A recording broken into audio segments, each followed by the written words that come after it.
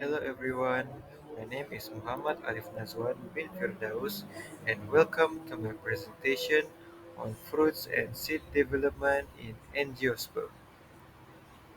Today, we'll dive into the fascinating journey from pollination all the way to creation of fruits and seeds. And today, we're going to discover how plants ensure their survival through clever biology. Before we start, let's quickly revisit where this all begins.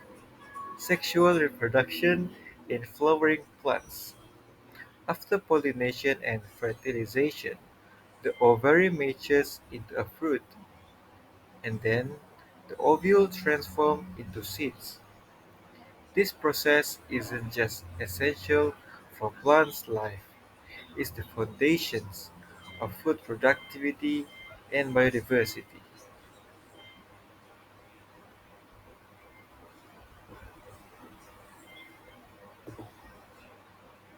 So, what is a fruit? Simply, a fruit is a matured ovary that contains seeds. Its job to protect those seeds and aid in their dispersal, whether by wind, water, or the occasional hungry animal. Interestingly, some fruits form without fertilization. This process is called parthenocarpy. It gives us seedless bananas and watermelon. Before, I already explained to you the definition of a fruit. We're gonna move on to the types of fruits that exist, especially that I already learned in this course. Simply, fruits are on all the same. There are four major types. First of all, simple fruits.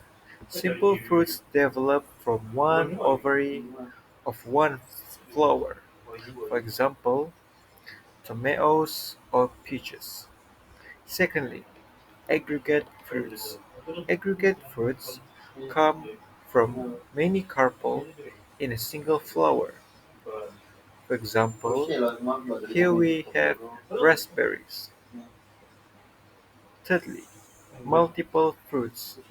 Multiple fruits are formed by many flowers fused together, such as pineapple.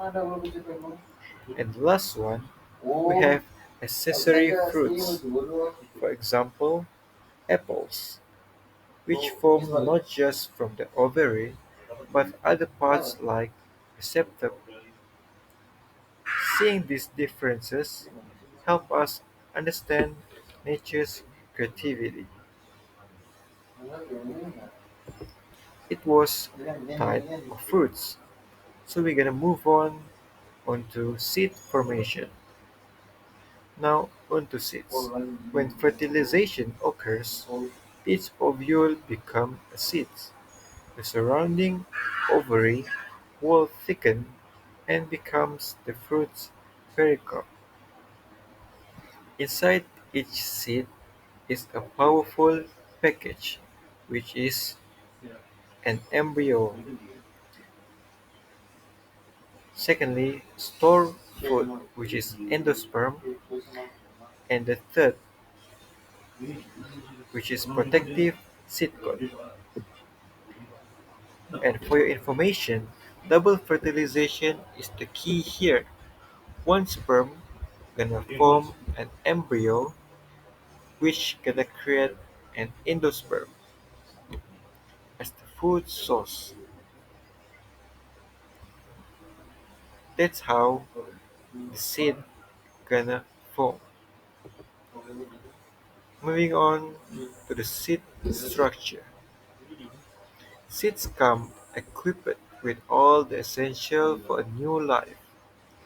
As you all can see in the slide,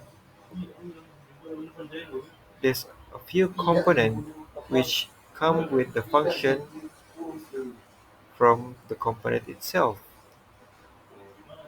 First of all, for example, the embryo is functioning as a moisture provider for the plant.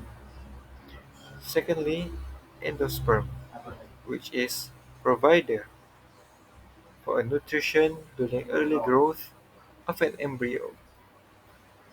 Thirdly, seed coat is functioning as a protection.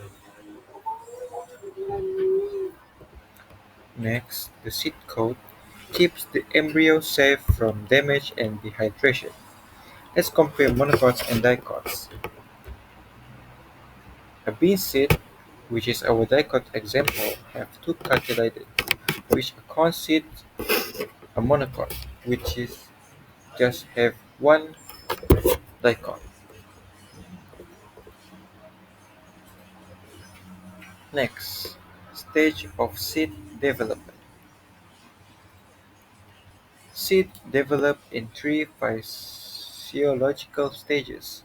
The first one is histodifferentiation. This is when cell divide and the embryo begins to form. Second one, cell expansion. This is the process where the seeds grow in size, storing nutrients in it. And the last stage of seed development is maturation drying, where the water content drops and the seed prepares for dormancy. This elderly process ensures seeds are ready to germinate when conditions are right. Germination types. When seeds sprout, they do so in two main styles. First style, apical emergence. This is where the cotyledon emerge above the ground, for example like beans. Secondly, hypogeal emergence, where the cotyledons stay underground, for example like corn. Both types launch the plant growth, but each of it use different strategies for energy and protection. Next, the importance in agriculture. By understanding fruit and seed development is very crucial for agriculture. Seed quality affects crop yield, and breeders often modify plants to create seedless fruits for consumer convenience. Fruit also play a role in dispersal, which is some float, some fly, and many hitch right inside animal digestive system. To wrap our presentation for today, the process from pollination to fertilization, fruit formation to seed development, and finally germination, which shows that plants follow an intricate life cycle. These tiny seeds carry blueprints of entire forests, fields, and gardens. Their development isn't just biological, it's a beautifully strategic. Thanks for joining me for this botanical journey. I hope next time you bite into a fruit, you appreciate the genius behind it. I think that's all from me. Thank you.